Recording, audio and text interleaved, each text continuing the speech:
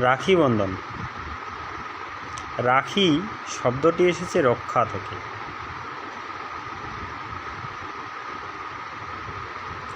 অনেকে এই রাখি বন্ধনকে রক্ষাবন্ধনও বলে থাকেন, কারণ রাখি বন্ধনে বোন দাদাকে রাখি পরিয়ে দেয় বা সখী সখাকে রাখি পরিয়ে দেয়। দাদা বা সখা সে বোনের অথবা সখীর মান রাখে, সখী বা বোনকে রক্ষা করে। সেই থেকেই এই যে রাখি বন্ধন বা রক্ষাবন্ধন। তো এখানে সখী বা সখাকে সেটা একটু আলোচনা করি। যখন যুধিষ্ঠিরের রাজসভায় শ্রীকৃষ্ণ শিশুপালকে হত্যা করে চক্র দিয়ে, সেই সময়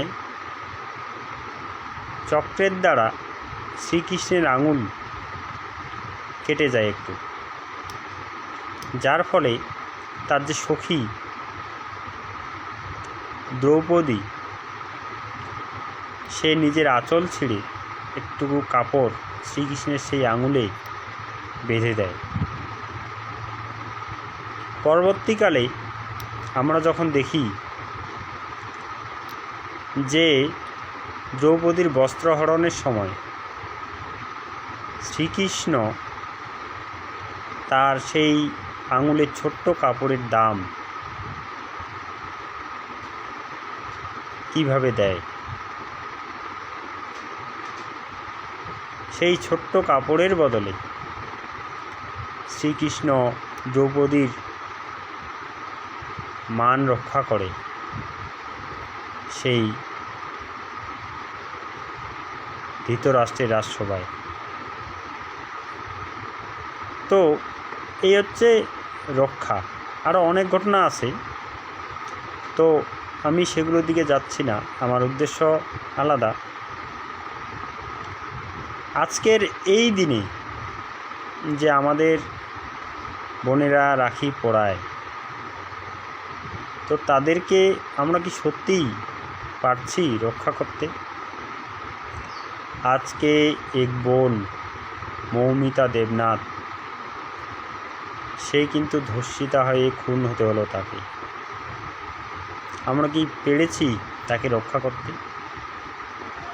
আজকে এই যে রাখি বন্ধন, চতুর্দিকে একটা অনুষ্ঠান চলছে, শুধুই কি একটা অনুষ্ঠান না, আমাদের বোনেদের রক্ষা করার বার্তা দিতে হবে, বোনেদের রক্ষা করার জন্য এগিয়ে আসতে হবে, আমাদের তাদের পাশে দাঁড়াইতে হবে। তবেই না এই রক্ষাবন্ধনের গুরুত্ব। শুধু অনুষ্ঠান কিন্তু নয় এটা। আজকে সত্যিই সময় এসেছে আমাদের দাদাদের বোনেদের পাশে দাঁড়ানোর। আজকে বোনেদের ইজ্জত রক্ষার দায়িত্ব কিন্তু দাদাদের। না হলে কিন্তু আমাদের সমাজে আরও কত ঘটনাই যে ঘটবে, কত মৌমিতা দেবনাথের মতো জীবন যে চলে যাবে, তা কিন্তু বলার অপেক্ষা রাখে না। তাই এই রক্ষাবন্ধন বোনেদের রক্ষা করার বার্তা দেওয়া হোক, বোনেদের রক্ষা করার জন্য সকল দাদা ভাই যাতে বেরিয়ে আসে, এই আহ্বান জানাই।